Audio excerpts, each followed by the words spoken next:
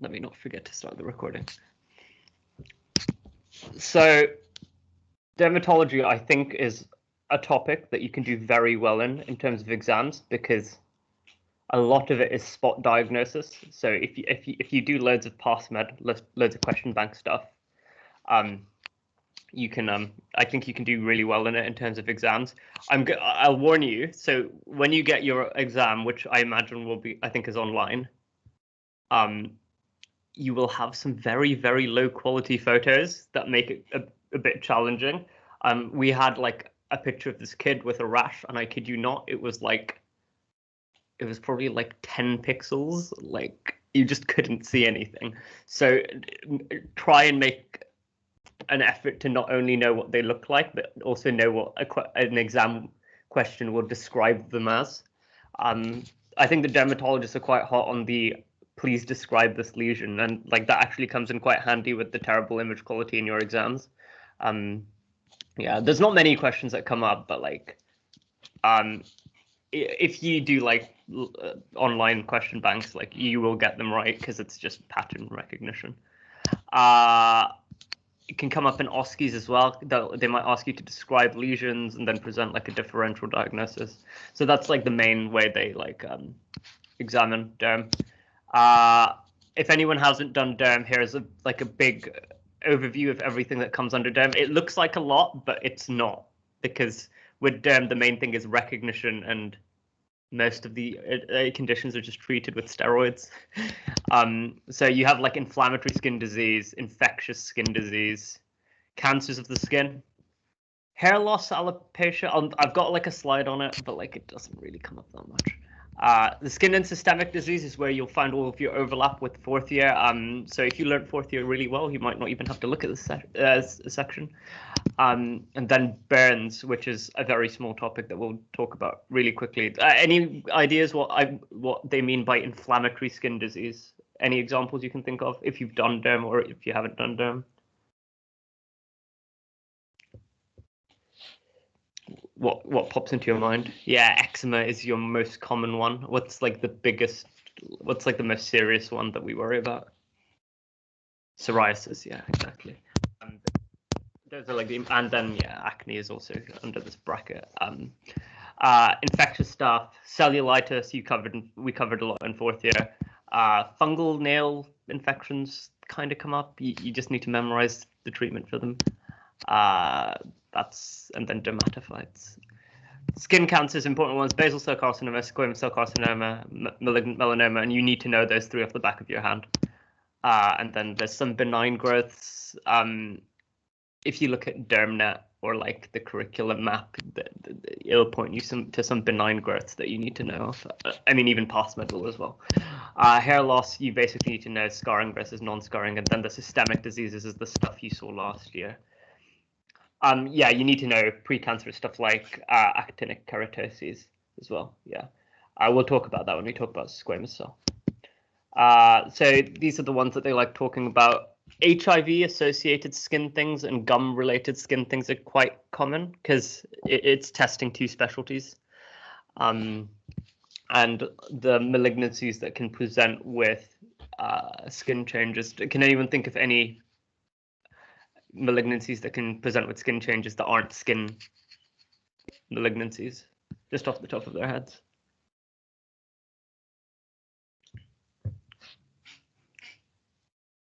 Kaposi sarcoma is like your classic, example. And then some like gastric cancers can present with certain skin findings as well. We'll go over it later.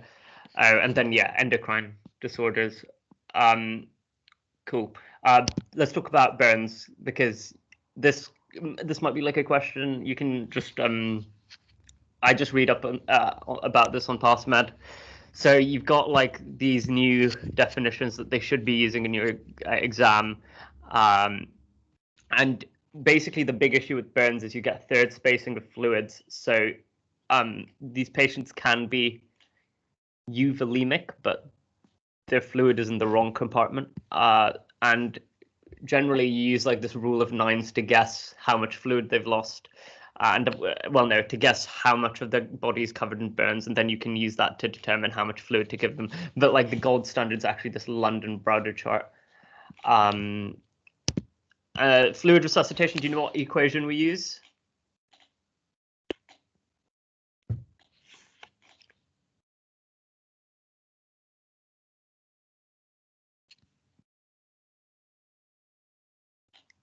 Any ideas?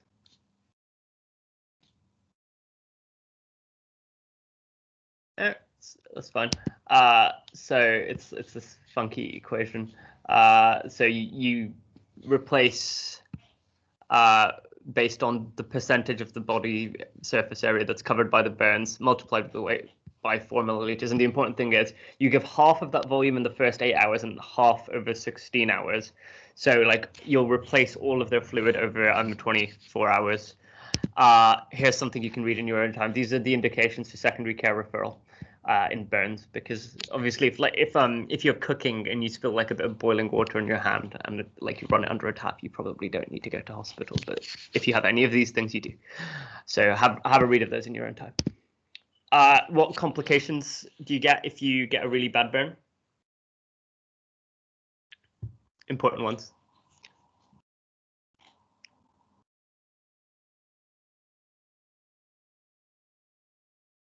Hypothermia, yeah, because you've got like loads of underlying skin exposed and you lose the vasoconstriction reflex. What else? Infection, always. Yeah, infection's always really important. And fluid loss. Yeah, those are like the big ones. Another stuff that they like asking about is these curling ulcers that can happen. They can happen to anyone who's stressed, and burns are like a very important stressing event. And also hemolysis. Yeah, you can also present with like a DIC type picture. But yeah, those are like the big ones. I forgot to put hypothermia on here, but yeah, that's a really important one. I'll add it on. Right, read up about burns. Inflammatory skin disease. What is the diagnosis? And why do you think that is the diagnosis?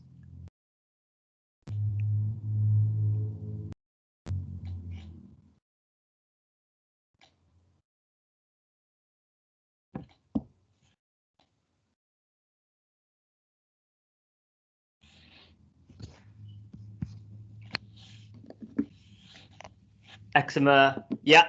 Atopic eczema, yeah, eczema, and yeah, it's flexure surfaces. Generally, it does prefer the flexor surfaces. Yeah, and you can get cracked skin. You get this awful redness. It can be itchy. It's basically, yeah, a very common condition, affects a lot of people. Very important, especially it can come up in both the dermatology and GP questions, so it's important. Atopic dermatitis, features in the history, A to P. Distribution, we talked about. Flexors in adults, extensors in kids, actually. So it's the opposite. They're more likely to ask you. They could ask you both. But yeah, just try and keep age in the back of your mind. Treatment ladder is important. So what do I mean by what's the kind of treatment ladder for eczema? What's the first thing you're going to try? This is a harsh question if you've done derm, because you don't actually see that much eczema in dermatology because a lot of it is managed in primary care. So you might not know what's first line, but if you have eczema, you will. Emollients and avoid triggers is, yeah, definitely the first line. After every shower, avoid triggers. Yeah. Then you're going to go into topical steroids. Exactly. We'll discuss the strengths of these in a minute. The idea is you put on the emollient and then you put on a topical steroid. You continue the emollient. It's a stepwise approach where you're adding stuff on, not replacing stuff. What's next? You might not have seen this in clinical practice, but you might have.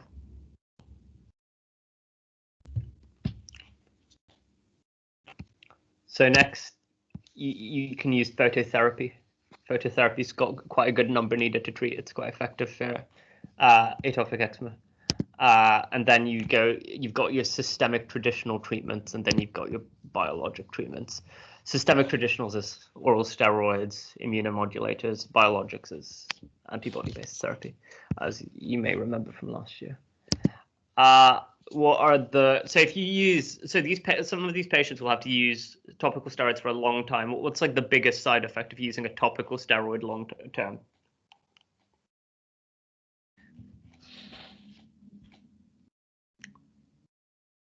If you, yeah, skin thinning, skin atrophy, yeah, that is the big, you get like this awful paper thin skin.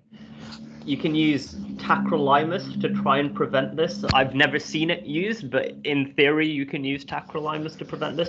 Does anyone know what else tacrolimus is used for? There's a few things it's used for. That, like, if we're linking it to other bits of medicine.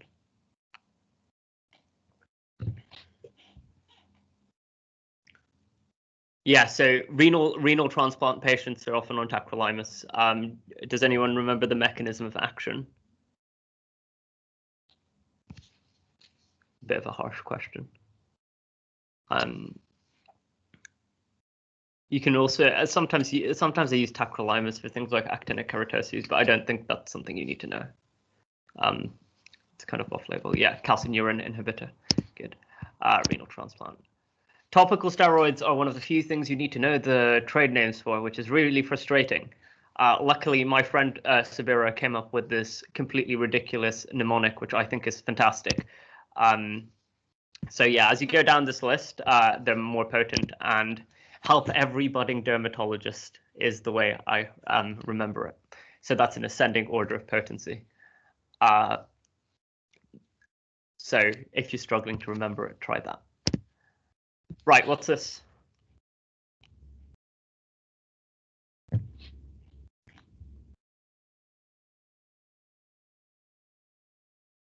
Also, if anyone has questions as you go along, yeah, just drop them in the chat and we shall get to them. Eczema herpeticum, absolutely. And why would you say this is eczema herpeticum?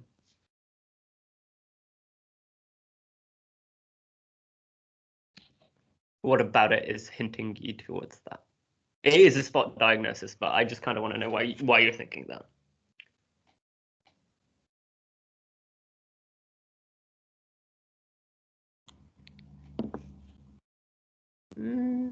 Maybe dermatomal, not so much.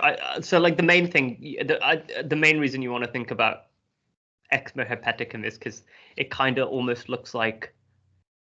Can I convince you that these are somewhat vesicular looking? Can I convince you of that? You're allowed to say no. So what is like eczema herpeticum? Like, what does it mean? What's going on? What's the like pathophysiology?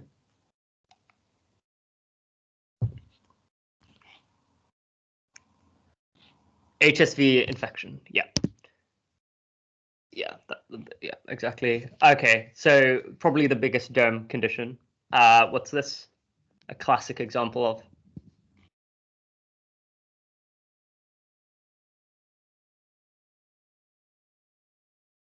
Psoriasis, yeah, plaque psoriasis. So I imagine if those of you that did derm got a fair bit of teaching in psoriasis because it's quite a common condition. It affects a lot of people. It can like really reduce like quality of life, but when you manage it, these like the patients with it do really well. The thing is, if you don't manage it, there's a risk of extra dermatological involvement. So you can get joint involvement, organ involvement. So you need to manage it. It's important that you do. So classic. So if eczema is on the flexor surfaces in adults, this is on the extensor. You use almost exactly the same treatment ladder, except for you don't. So topically, you use calcipotriol. Does anyone know what kind of drug that is?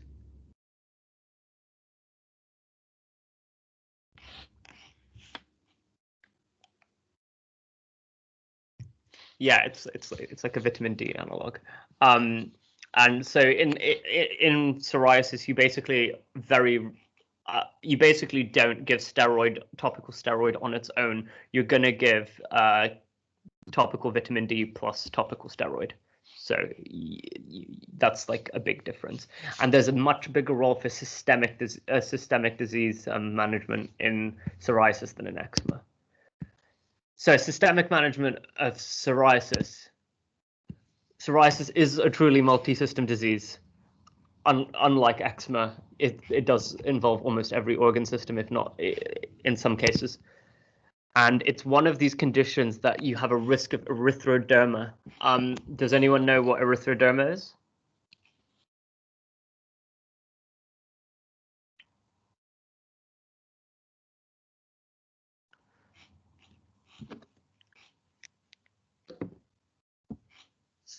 So interestingly, I didn't get any teaching on erythroderma when I did derm last year. So red man syndrome is a specific syndrome associated with what antibiotic? I understand why you say that, because erythroderma looks almost visually looks exactly the same. Yeah, so yeah, if you give vancomycin too quickly in certain people, they get like red man syndrome. So yeah, so not red man syndrome. Erythroderma is where you have basically most of your skin covered by inflammation within the skin. So all of your skin looks really red, and psoriasis is one of the conditions that can cause that. There are other conditions that cause it that I can't remember off the top of my head, but I will check, and we can talk about it in the end if you want. So yeah, basically you've got erythema of the majority of your skin is what erythroderma is. You have risk of psoriatic arthritis, and you can also get this thing called pustular psoriasis. And biologics are very important. If they get erythroderma, you're going to give them cyclosporin, which is a very potent immunomodulator that works very similarly to tacrolimus. You're going to give that orally because it's unreasonable to ask a patient to cover their entire body in cyclosporin. If they've got psoriatic arthritis, you treat it like rheumatoid arthritis and you give them methotrexate. If they get pustular psoriasis, you can treat it with something that's similar to how you treat acne, and you give them acitretin. Do you know what biologics we use for psoriasis? These are much less likely to come up than your standard treatment ladder for exams, by the way. So like, if you're struggling to remember, stuff, this is definitely lower priority. Any idea what biologics we'd use? Or did you see anything be used in clinical practice? Infliximab is really good. Infliximab is just a great drug. You can also use this other thing called ustekinumab. But yeah, remember infliximab. Yeah, adalimumab works too. Any anti-TNF therapy works. So adalimumab, infliximab, Humira, etanercept are all anti-TNF agents. It's just some of them are humanized and some of them are not. So any of them will work. Cool. So some year for overlap. What genetically predisposes someone to developing psoriasis? Does anyone remember the marker we can look for?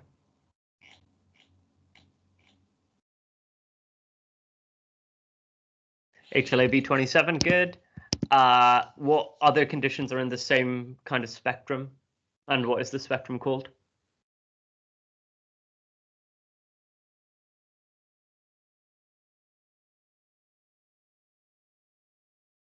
Yeah, ankylosing spondylitis is, yeah, so this seronegative spondyloarthropathies, yeah, and ankylosing spondylitis is definitely in that bunch. Ankspond, enteropathic, and reactive.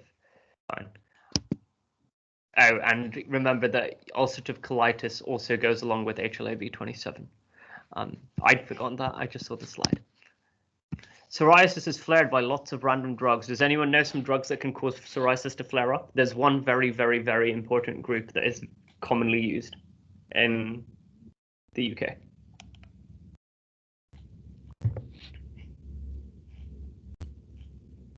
The rest are less important. Yes. So alcohol, beta blockers. Beta blockers are very important and commonly cause it. NSAIDs can make it worse, and ACE inhibitors. So anyone with anyone who's undergoing treatment for things like heart failure, if they have psoriasis, then like this can be quite a tricky thing to manage. And then like obviously anti-malarials like quinines cause like every single drug reaction in the universe, so apparently they cause it as well, but like I wouldn't bother remembering that. Does anyone know what this is?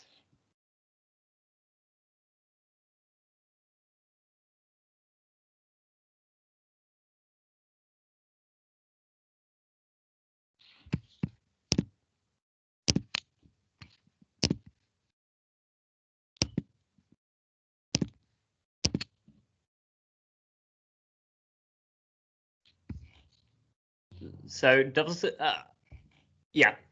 So it looks like psoriasis, but it's these tiny little plaques of psoriasis opposed to like a big extensive plaque. So this is guttate psoriasis.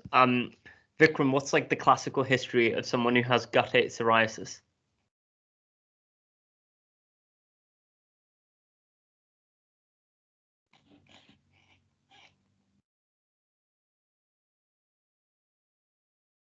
Let's see how hot Vikram is on his dermatology.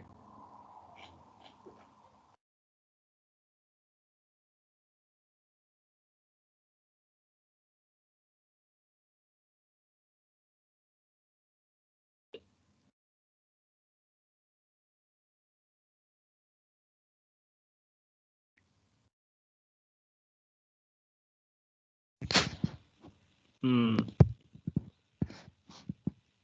Are you just typing slowly? Right, we'll move on. You can type. So people get guttate psoriasis after like a post-streptococcal infection or after an upper respiratory tract infection, and it looks like psoriasis, but it comes in like this teardrop distribution. You don't need to manage this clear spontaneously. You might, I mean, if it's painful, you might give them some analgesia. If it's itchy, you might recommend some emollients, but you don't really need to treat it. It will go away in its own time. This is yet another one of these post-streptococcal things. What other stuff does strep cause from last year? It causes everything I know, but like it can come up again.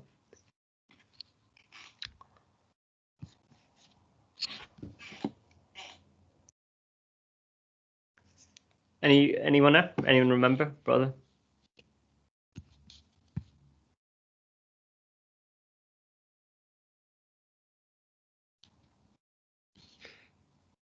So it can cause things like rheumatic fever, scarlet fever, glomerulonephritis, amongst other things. So basically any of the weird immune-mediated phenomenon are caused by can happen post strep infection. Okay, what condition are we talking about next?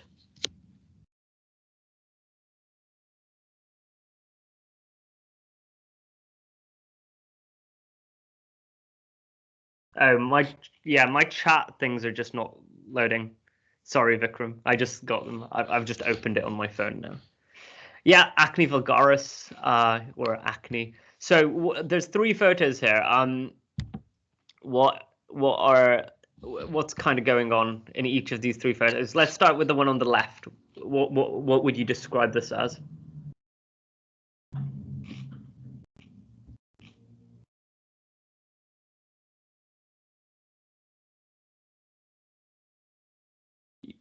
Yes, these are spotlighted video. Interesting. Yeah, these are comedones. Yeah, and then top right.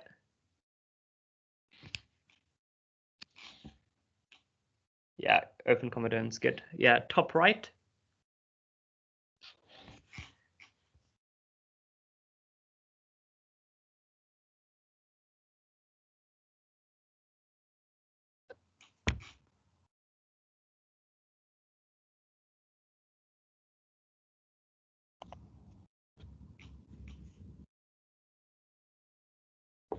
So these are just generally pustules.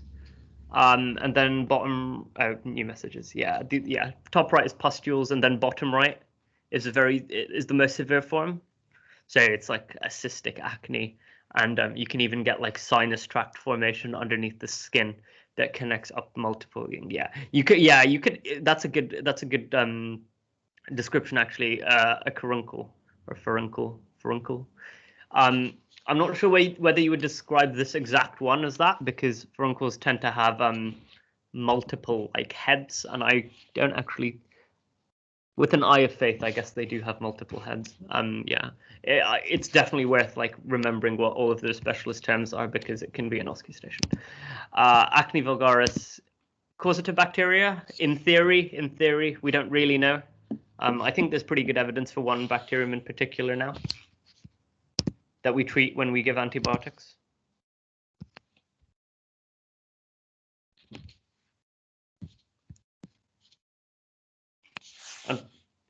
Yeah, Propionibacterium acnes. Yeah. And then what's the causative mechanism? Like what's happening? What's happening to cause this inflammatory process?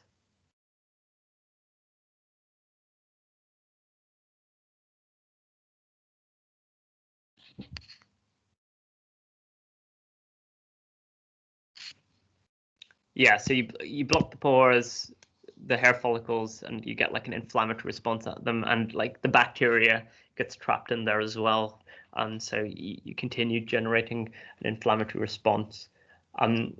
What type of cell is the main constituent of pus? Have a think about that and answer when you figure out.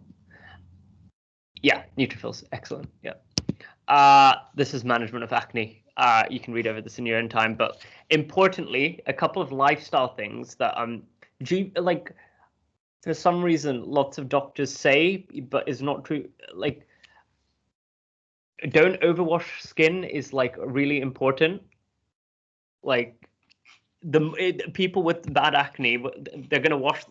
Loads of doctors tell them to like wash skin more often. I've seen this in GP, and like if you overwash your skin, you ruin like the normal commensals that are somewhat protective, and your glands like overcompensate because you're washing everything off. So like that actually worsens the acne. My GP tutor in 5th year used to do this, and I'm just like, there's no evidence for that, right? He did not listen to me. Note that there is something that is missing on this slide. Importantly, you might have, if any of you have done GP placements, you might have heard GPs tell people to watch their diet and not eat stuff like chocolate. There's not actually any evidence that things like that actually worsens acne. Obviously, people may have specific triggers, and if a patient says that it's better for them, it is likely better for them because they are experts in their own diseases. But like generally, as a rule, the evidence for that is very limited. So the important thing for acne is this is what you can do at GP. You always give topical benzoyl peroxide alongside whatever other medication you're giving them. You do not give them other medication without giving them topical benzoyl peroxide. And if none of these work, you start them on isoretinoin. And isoretinoin is, I will come on to in a minute. So you have 4 overlap. So clindamycin, what category of antibiotic is that? Does anyone remember? God, doesn't everyone hate antibiotics?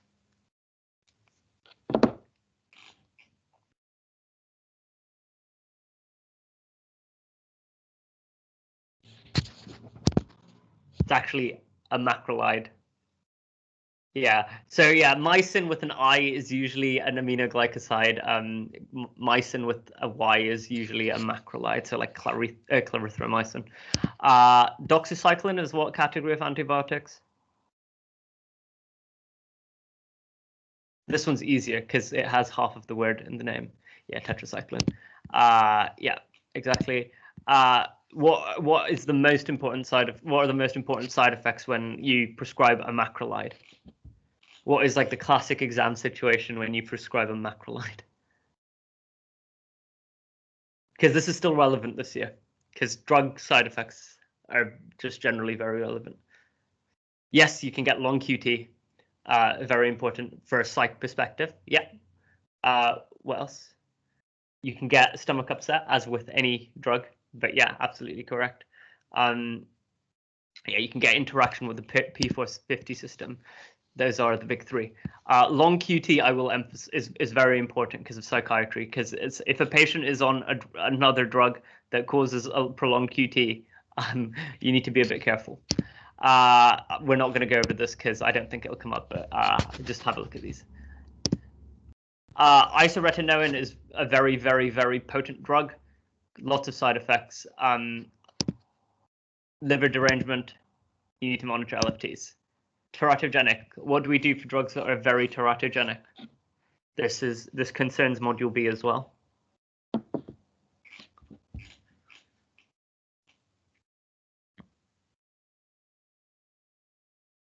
So anyone who's going to be starting isoretinoin, yeah, you need to make sure that they're on. You test for pregnancy, and then you're going to make sure that they're on a form of contraception. It can also cause depression. Screen for that. And there's some weird things you may want to warn them around. They might randomly get lots of headaches. Dry skin is a very, very common effect. This is a very common presenting complaint for patients on isoretinoin, probably the commonest. They can be photosensitive and they can get myalgia just generally. So it's a pretty rough drug, but the number needed to treat is very good. So it's very effective. What condition is this?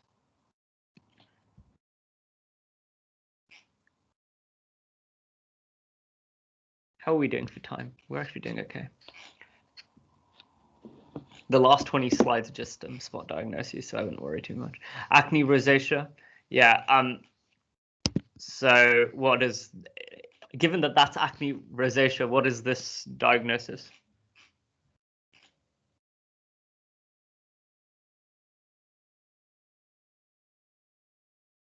There's a specific term for this presentation that I forget how to spell. Yeah, rhinophyma. So they get because of the chronic inflammation around the nose, they can get like a deformity. Our aim is to prevent this from happening, so recognize it early and treat it. Acne rosacea is like you get a circular distribution of erythema and pustules around the nose. It looks like acute lupus, but it doesn't spare the folds and is often pustular. I would say that in your exams in year 5, if you see a malar-looking rash, it is more likely to be acne rosacea than it is to be lupus. Importantly, there's no comedones, and it presents in an older group of patients, and it has these 2 complications. We talked about rhinophyma, but you can also get posterior blepharitis. We can talk about that another day. Triggers of acne rosacea are very important. So I split them up into lifestyle and drugs. So in terms of lifestyle, what kind of things can exacerbate a patient's condition if they have acne rosacea? This is where it's exciting because we get to hear of any urban legends that are passed down. Temperature. What else? Sunlight. Weather. I combined the 2. I'm sorry, but yeah, both of those are relevant and part of weather. Yes. What else?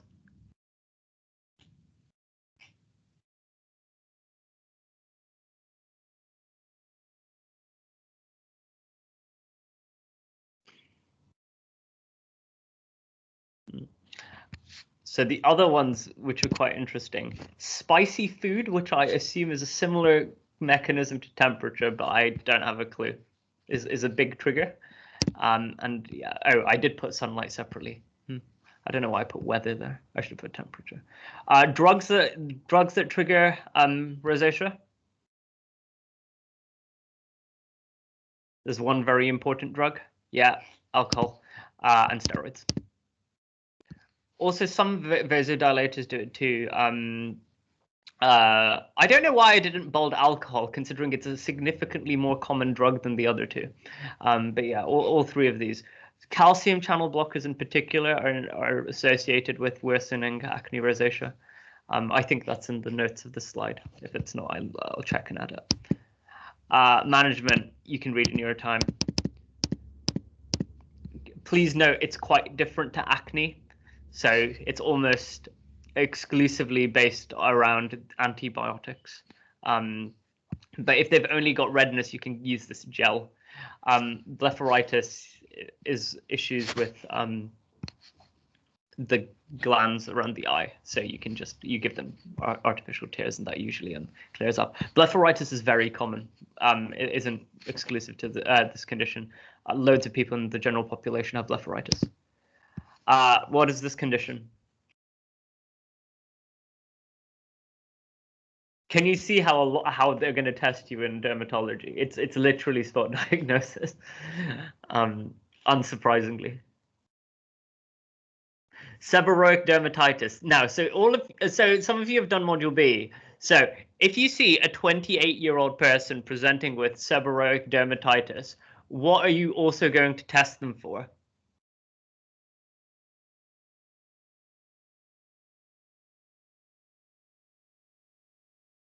HIV, absolutely. So seborrheic dermatitis in a young person is an indicator condition for HIV, and you want to test them for HIV. I mean, the majority of them still won't have HIV, but like you want to test them. So it's like caused by this fungus maybe called Malassezia. You treat it with antifungals and steroids, like you do most of dermatology. We spoke about HIV already. Also, it's quite interesting to note. If we go back, seborrheic dermatitis is also somewhat associated with Parkinson's disease. I can't remember the mechanism for which, but it won't come up in exams. I just think it's quite interesting. Here's some less common inflammatory stuff for you to read. All of the weird bullous diseases you can read about in your own time. The answer to everything is steroids, because just like rheumatology, dermatology is a lot of steroid prescription. Right, what condition does, who is this person? Actor or character? I will accept both.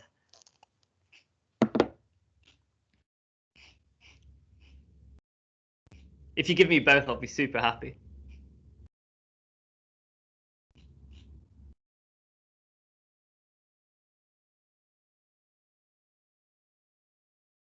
I'll also be kind of disappointed if people don't know the character or the actor.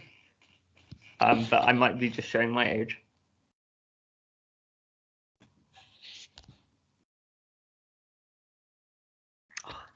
Great. This is Patrick Stewart.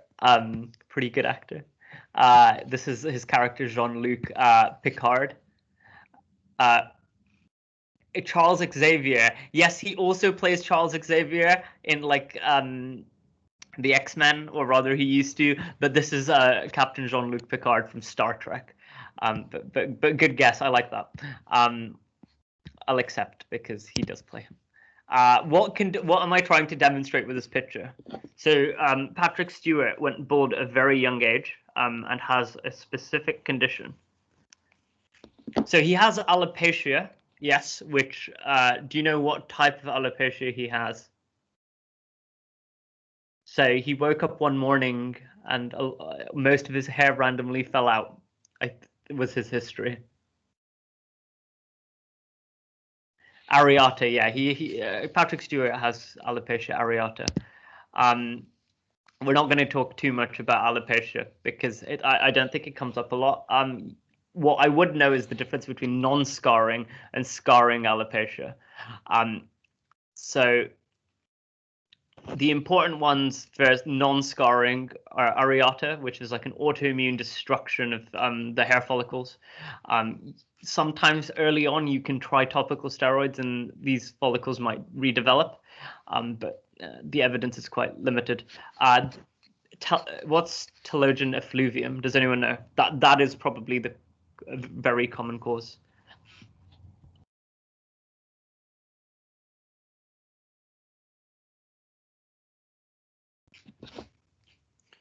I don't know whether you actually get any teaching on alopecia within like med school. It's a good question.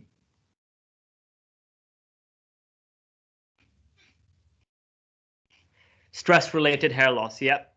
Usually self-limiting, yep. That's exactly what it is. So chronic, they tend to get thinning of the hair. Acutely, they can genuinely lose lots of hair. What In what other bit of module B does acute telogen effluvium overlap with? What is like a common cause of telogen effluvium that you will see in module B? I doubt you would have seen it, but you could potentially see it. Yeah, giving birth. Yeah, pregnancy and giving birth is a common cause. Infectious. Google what tinea capitis looks like. It's a spot diagnosis. Lichen planus. Have a quick read about, because it's more than just alopecia that it presents with. I won't cover it today. And discoid lupus is a scarring form of lupus that doesn't tend to affect internal organs as much, but can really affect people's skin. Right. What is this? I think you have a 50-50% chance of getting this right. Or you're really good and you have a 100% chance of getting it right. So this is a melanoma. This is malignant melanoma. What is this?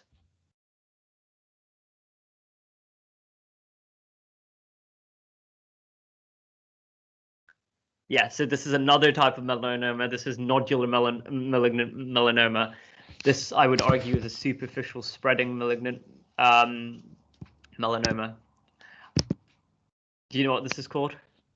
You unfortunately need to know the subtypes of this because they carry different prognostic indication.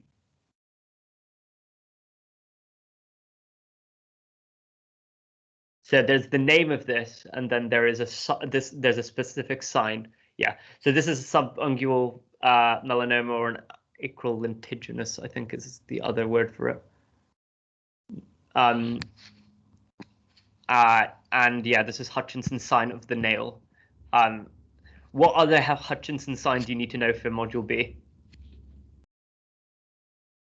I'll give you a clue. If a parent has a certain condition, and if a mother has a certain condition and they give birth to a child, they will have this sign. Is your clue? And this is the last type. So have a think about the thing I'm talking about. But what type of melanoma is this?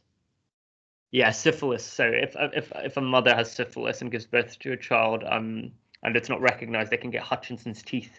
They have like a deformed palate, effectively. Do you know what type of melanoma this is?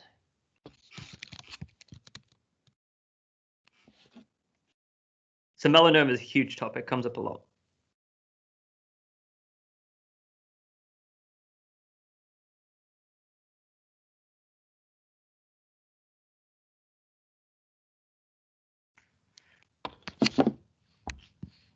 Yeah, so this is lentigo maligna melanoma. Melanoma is simple. Excise lymph node biopsy, and then based on the lymph node result, if it's spread, you might consider dissection of some lymph nodes, and you might consider some adjuvant chemotherapy. That's all you need to know about melanoma. But what is a very important thing? How would you differentiate between lentigo maligna and superficial? So I would say for exams, you would go off location. So lentigo maligna tends to be on the face. Superficial spreading is like almost anywhere else in the body. I don't really know anything more past that. If anyone else knows, let me know. I think that's all. I don't think I ever learnt that. But yeah, I think lentigo melanoma tends to be quite specific to like skin on the face. A, B, C, D, E of melanoma. What am I referring to? So when I say that derm could be an OSCE station, this is what I'm talking about. This is a very common station. Asymmetry of a mole suggests it could be malignant versus a benign mole or nevus. Yeah, B.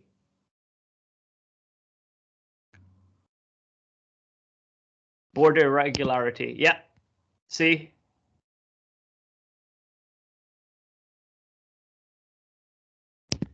Color diversity, color variation. So if you've got multiple tones of color within the mole, you need that investigated. It could be melanoma.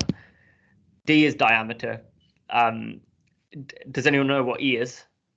E is the one I always used to forget, but if you take a history, you wouldn't forget it. Yeah, evolving changes. So if they've got some of these things and they've had like a biopsy before and it's been normal, if it hasn't changed, it might still be normal. But if they've got changes, like you're concerned that it could be a melanoma, and because it's a cancer, you'd expect fairly rapid changes. What is this and why?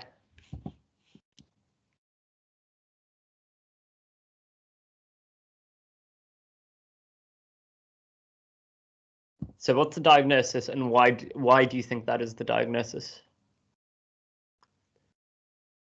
This is one of those diagnoses they can give you without giving you an image. They'll just describe it and expect you to get it. So this is a basal cell carcinoma. Yep. Why is this a basal cell carcinoma?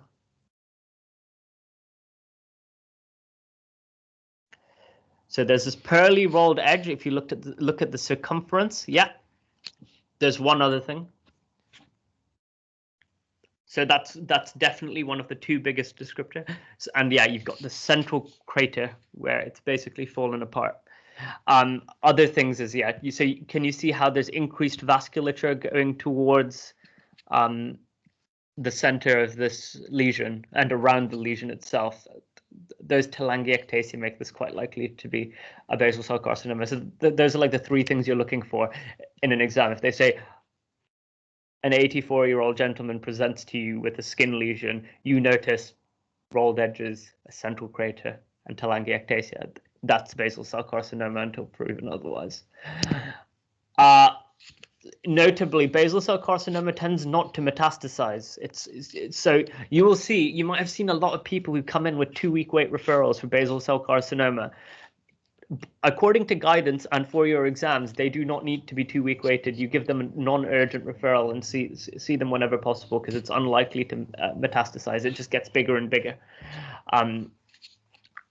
You manage it using this thing known as Mohs surgery. Does anyone know what Mohs surgery is? This is one of the coolest things I've learned. It's like I just imagine it being the strangest thing.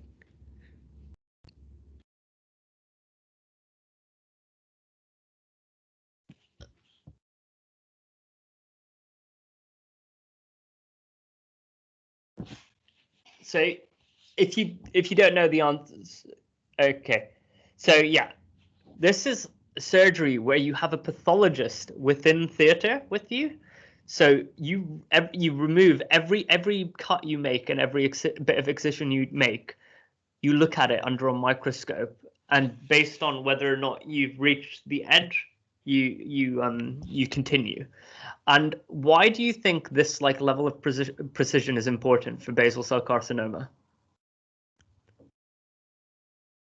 Why do you think we don't need to do this for someone who has like a melanoma on their back? Yeah, exactly. It's on the face. So this is really going to impact these patients. Like, yeah, exactly. So if you take out a large chunk of their skin on their face, this is going to have a big impact going forward. So you're going to try and minimize how much you remove in terms of margins to prevent spread. So you want to be safe, but you don't want to remove too much, and that's really important. Okay. What are these? So, oh God, yes, histology can come up again. It's unlikely to, but it can. What are these big pink blobs?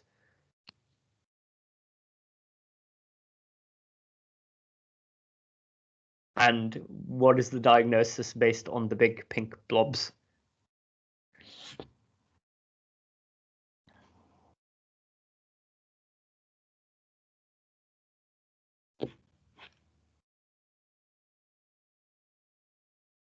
For context, yes, this is a biopsy of the skin or a lesion.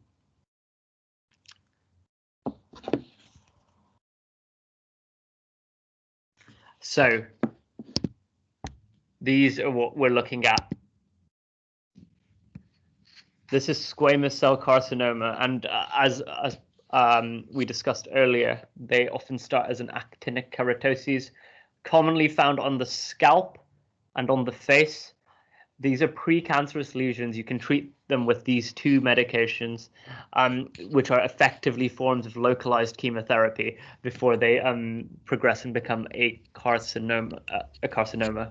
Bowen's disease is squamous cell carcinoma in situ, and again, you can treat it topically or you might excise this. What does in situ mean for any cancer? What's the difference between a full-on carcinoma and a carcinoma in situ? If you had to say there was one big difference. Spread beyond the basement membrane is what defines whether or not it's in situ or not. Yeah, that's exactly that. These are actinic keratoses that you may have seen on quite a few elderly people. That it's common. Key features of squamous cell carcinoma. What are the risk factors? So in what kind of person are you more likely to suspect a squamous cell carcinoma?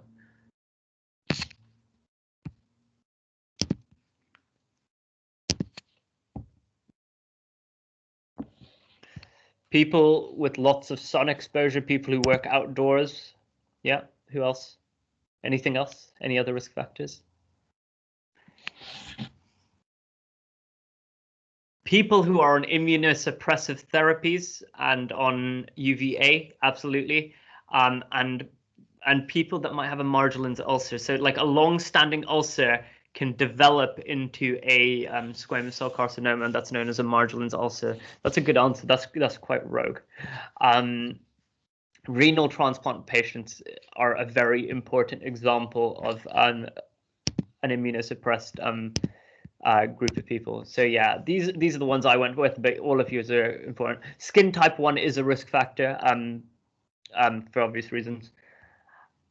So what kind of precautions do we give patients who are on who have had renal transplant? What kind of precautions do we tell them to take with regard to developing skin cancer? There's two really important things we tell them. One of them we tell all people when going into the scan. One of them tends to be a bit more specific.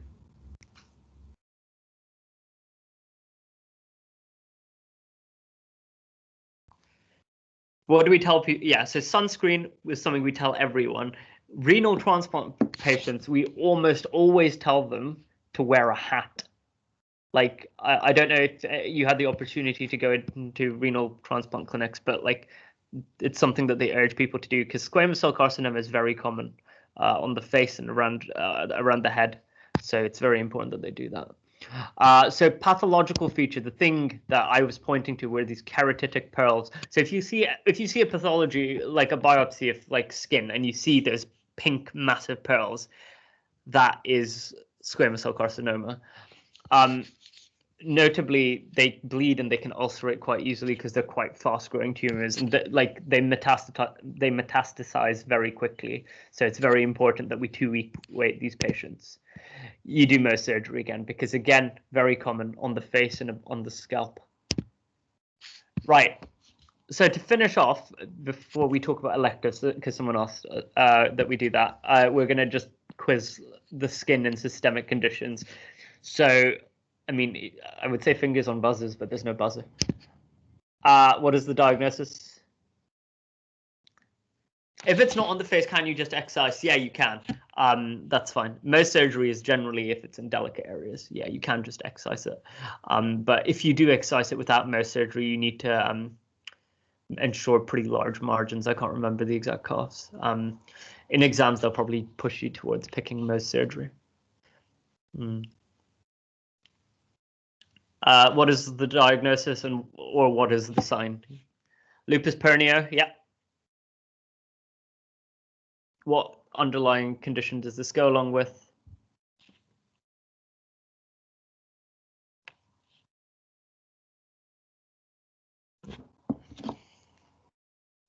Any ideas? Yeah, sarcoidosis. Yeah, one of the conditions I'm really interested in.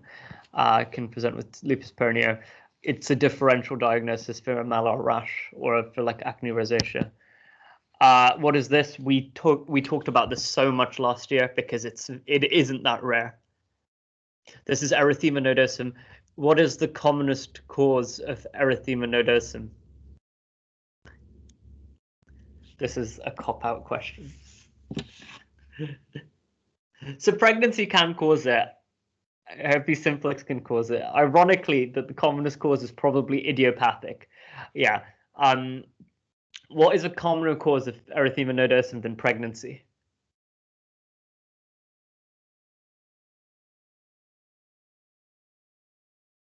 That's also related to Module B. Inflammatory bowel disease is a pretty common cause. It's quite associated with it. Tuberculosis is quite an associated cause, yeah. But there is one other thing that you may prescribe patients in Module B of Year 5 that is heavily associated with erythema nodosum, like more so than you would imagine. Prescribe is probably the wrong. I mean, it is a prescription. Yeah, so the combined oral contraceptive is remarkably like, it's not like super common, but it's more common than you would expect. I saw a couple of patients in GP on the combined oral contraceptive who'd recently started it and came in with erythema nodosum. I also saw someone who came in and had sarcoid. I clearly went to a very atypical GP practice. What is the diagnosis in this? So this is the kind of terrible quality image you will get for your exams. I kid you not, this is like the quality of image they gave us last year. It was so frustrating.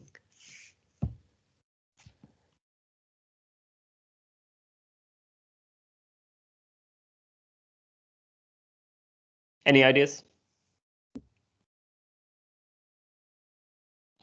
Crest. That is a good thought, but this is not actually crest. I can see why you would say crest, because you've got the telangiectasias. You know what? I can't say that this. I can't say just from an image this isn't crest. So yeah, it could be crest. What is?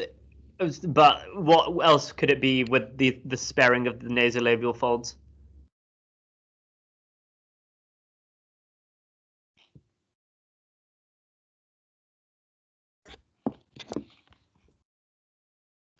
Yeah, so lupus.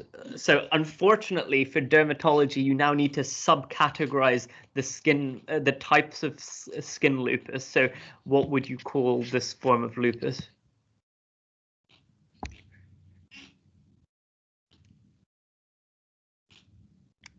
It's like in fourth year, you just needed to know that like GCA causes visual loss. In fifth year, you kind of need to know how it causes visual loss. This is a similar thing, just a little bit extra. So this is acute cutaneous lupus. So acute lupus will cause this rash. There are two conditions that can cause a rash that looks like this. Two different ones. I will accept both again. So some of these aren't spot diagnoses. Some of them there is a differential, and I would agree that both of these have like a differential diagnosis. Any ideas what this could be? I'll give you a clue if not. So ringworm could cause a picture like this, but ringworm tends you wouldn't get like these massive blobs, and you would tend to only get one or two lesions. It's a bit too severe. Stevens-Johnson syndrome could look a bit like this, but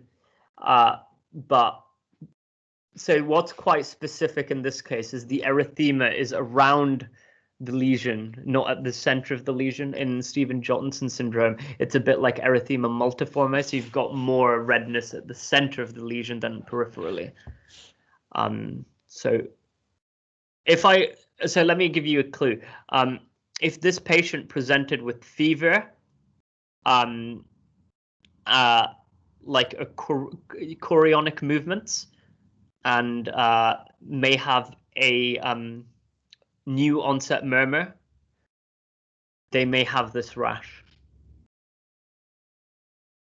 It's very uncommon in modern society. So as in it's unlikely. So multiforme is similar to Stevens-Johnson syndrome in that you tend to get more redness around the middle. But So what kind of weird murmury type things can a strep infection cause back in the day? It doesn't tend to cause it anymore. Yeah, so erythema marginatum forms part of it's part of the diagnostic criteria for rheumatic fever, and this is like a classic presentation where you've got it's called erythema marginatum because there's redness around the edge of the lesions rather than centrally. It is, however, more common on the back than it is on the front. But yeah, it could definitely be erythema marginatum. So this is subacute cutaneous lupus. It's associated with long-term PPI usage. So if you see this rash, it's subacute cutaneous lupus, or it could be erythema marginatum. They'll give you a bit of a history, and if they give you this image. I actually nicked this image straight from one of our revision lectures last year. One of the dermatologists used the same image. What was this? We just talked about this. Someone mentioned this a few minutes ago.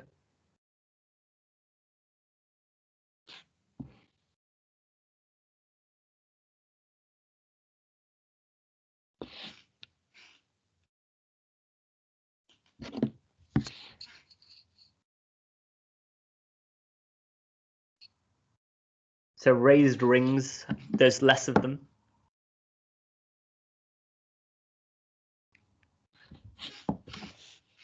I never know when the chat stops working for me.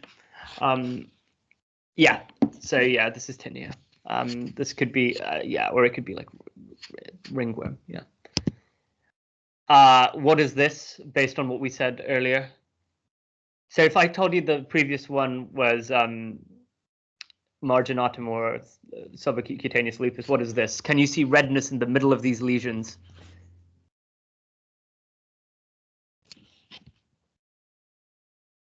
This is erythema multiforme. So I don't know. I know like this image quality is pretty bad, but like, can I convince you that there is like a red dot in like a bit of erythema at the center of these lesions more so than in the previous type? So these are target lesions. Almost all of them have like a red dot in the middle of them. So this is erythema multiforme. What are the two? What's the commonest cause of erythema multiforme, and what is the bacteria that you need to know that's associated with it? So there's two important causes. One of which is relevant to Module B in Year 5 again. Herpes simplex is the commonest cause and very relevant to Year 5, and mycoplasma was an important cause last year, which can cause pneumonia. What's this?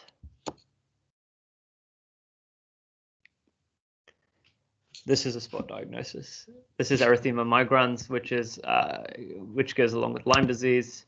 What is this? This is very relevant to Module B again.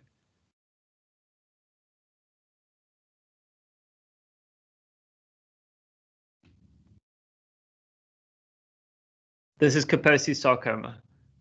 So they will describe it as multiple raised purple lesions, often on one of the limbs, usually the arms. What viruses causes Kaposi's sarcoma?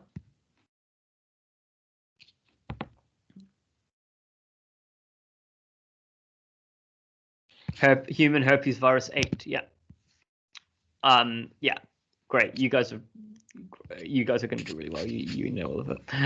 What is going on here? I've used this image before last year.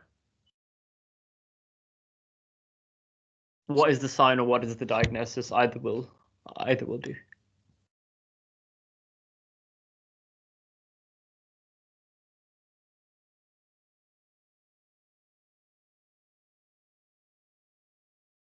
This is ACTH-induced hyperpigmentation that can happen in things like Addison's. What is this? This is a very common finding in patients.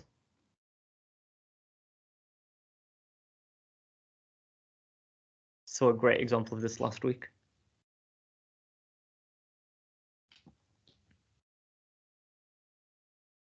Acanthosis nigricans, which is associated with insulin resistance. This can also, what condition in Module B can this go along with? We're almost done. We've got like a few slides. Yeah, polycystic ovarian syndrome. How would you describe what kind of rash is this, or what would be the cause of a rash like this? That's very important in kids.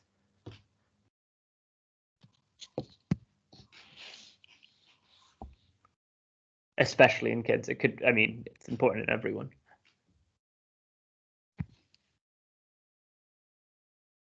This is like a meningococcal septicemic rash or a vasculitic rash. They might describe it as purpura, a purpuric rash. So yeah, that's important. Here's some fun infections for you to look over in your own time that we're not going to talk about. But what is this?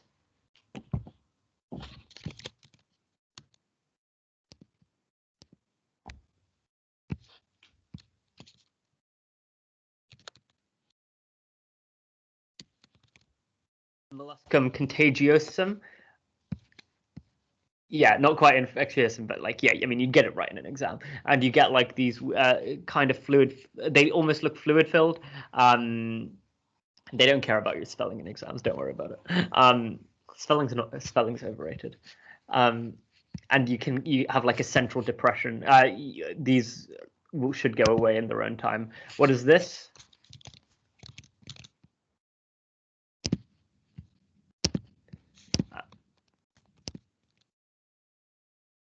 This is shingles, so reactivation of zoster, or the herpes virus in a dermatome.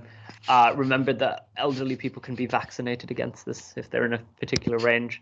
And here is another example. This is like a classic example of ringworm. Right, that's everything.